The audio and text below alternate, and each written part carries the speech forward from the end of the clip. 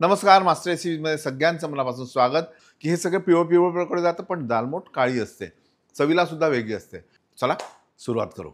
याला साला सकट असलेली मसूर आपल्याला लागेल. मसूर आणि ही मसूर एक 3 ते 4 तास भिजवून हिला कपड्यावर एक अर्धा तास वाळत घालायची. अशा प्रकारे तर वाळत घातली म्हणजे ही वाळवली नाही, ही डाळ ओलीच आहे, म्हणजे अशी अशी फक्त यातलं पाणी जे आहे ते आपण काढून घेतलेलं आहे.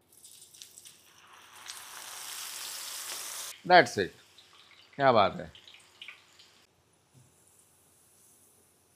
आणि मी हे कॉटनच्या कपड्यावर टाकतोय, जेणेकरून एक्सेस तेल जर असेल तर यावर ते निघून जाईल.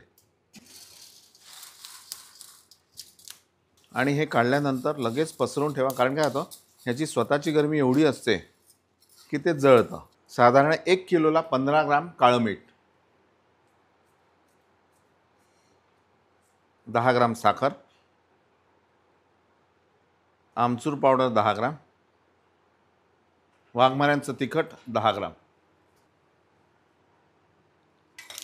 आणि हे सगळं छान एकत्र मिक्स करायचं.